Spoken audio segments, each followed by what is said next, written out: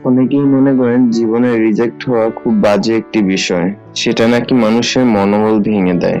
কিন্তু আজ যার গল্প জানবো, সে মানুষটি বিভিন্ন প্রতিষ্ঠান ও মানুষের কাছ থেকে প্রায় 217 বার রিজেক্ট হয়েছিল, কিন্তু 218তম ব্যক্তিটি তার উপর আস্থা রেখেছিল বলে বারবার রিজেক্ট হওয়া মানুষটি পৃথিবীর সর্ববৃহৎ কফি শপ চেইনের মালিক।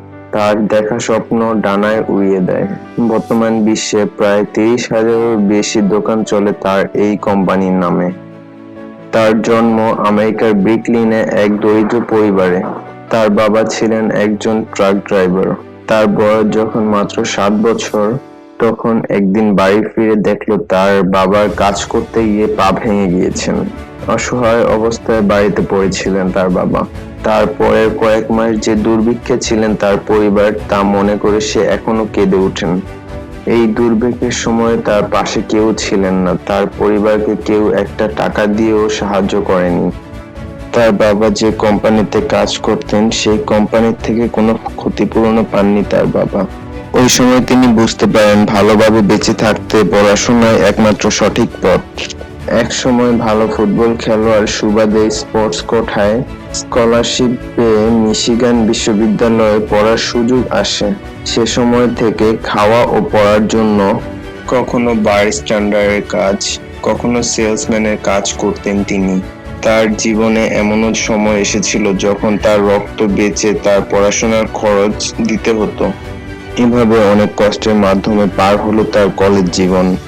এত কষ্টের মাধ্যমে তিনি তার কলেজ জীবন পার করলেন। এরপরে তিনি চাকরির জন্য বিভিন্ন জায়গায় তার বায়োডাটা দিতে থাকেন। অবশেষে একটি ছোট কফি শপে ম্যানেজারের কাজ পান তিনি। ওই কফি শপের 3 জন মালিকই তার কাজে খুশি হয়ে ইতালির মিলান শহরে অনুষ্ঠিত হওয়া এক বিজনেস সেমিনারে কোম্পানির পক্ষ থেকে তাকে পাঠানোর বন্দোবস্ত করেন, এবং কি সেই সেমিনারই বদলে দেয় তার জীবনের চাবিকাঠি ও তার দৃষ্টি। ইতালিতে গিয়ে তিনি দেখতে পান ওখানকার কফি শপে লোকেরা শুধু কফি পান করতেন না, আড্ডা দিতে, বিজনেস ডিল করতে, গান বাজনা ও প্রেম করার জন্য ভিড় করত ওই কফি শপে। তিনি উপলব্ধি করতে পারেন যে এই সংস্কৃতি যদি আমেরিকাতে চালু করা যায় তাহলে ব্যবসায় ব্যাপক উন্নতি হবে। তাই দেশে ফিরে তিনি তার মালিককে এই আইডিয়াটা দেন, কিন্তু তার 3 জন মালিকই নাকচ করে দেন তার এই আইডিয়াকে। সে থেকে তার প্রত্যাখ্যান বা রিজেক্ট হওয়া শুরু হয়ে যায়। তারপরে তিনি তার চাকরি ছেড়ে দেন। চাকরি ছেড়ে দিয়ে 2 বছর ধরে তিনি মোট 217 জনকে শোনান তার এই আইডিয়ার কথা, কিন্তু কোনো লোকে তার এই আইডিয়ায় টাকা ইনভেস্ট করতে রাজি হয়নি।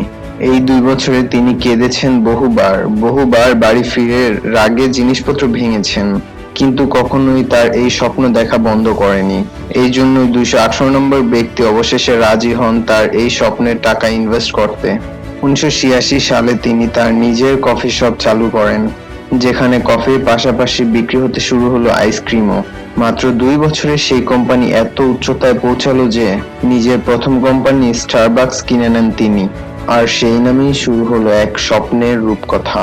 প্রথম 10 বছর অর্থাৎ 1988 সাল থেকে 1998 সালের মধ্যে 100টি কফি শপ থেকে 1886টি কফি শপ, এবং পরের 10 বছর অর্থাৎ 1998 থেকে 2008 সালে 1886টি কফি শপ থেকে 16,680টি কফি শপ খুলে ফেলেন তিনি।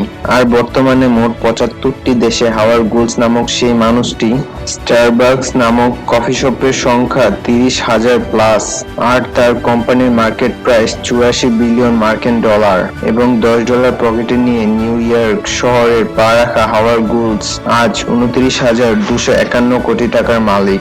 জীবনে 217 বার রিজেক্ট হওয়া গুলসের এই উত্থান প্রমাণ করেন, যদি কারো মধ্যে সত্যিকারের প্রতিভা ও জেতার খিদে থাকে, তবে গোটা পৃথিবীর মানুষ তার বিরুদ্ধে দাঁড়ালেও সৃষ্টিকর্তা ঠিক সে মানুষটির পাশে এসে দাঁড়ান, এগিয়ে যাওয়ার পথ দেখান।